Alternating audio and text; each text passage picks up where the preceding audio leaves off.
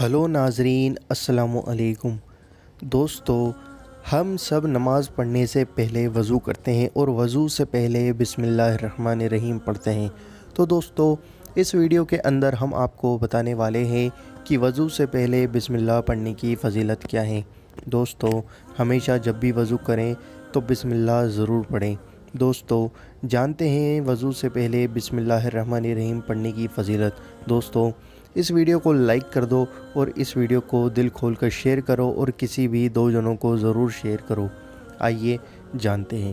حضرت سیدنا ابو ہریرہ رضی اللہ تعالیٰ عنہ سے روایت ہے کہ سرکار مدینہ سلطان باقرینہ قرار قلب و سینہ حضور نبی کریم صلی اللہ علیہ وسلم نے ارشاد فرمایا: اے ابو ہریرہ رضی اللہ تعالیٰ عنہ، جب تم وضو کرو تو بسم اللہ والحمد للہ کہہ لیا کرو۔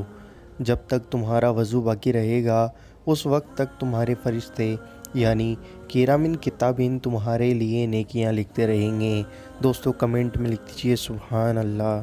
دوستو، کتنی پیاری بات ہے کہ جب تک ہم وضو سے رہیں گے تو کرامن اور کاتبین جو فرشتے ہمارے کندھوں پر بیٹھے ہیں اور ہمارے لیے نیکیاں لکھتے رہتے ہیں، ہمارے گناہ لکھتے رہتے ہیں، تو دوستو وہ فرشتے ہمارے لیے نیکیاں لکھتے رہیں گے جب تک ہم باوضو رہیں گے۔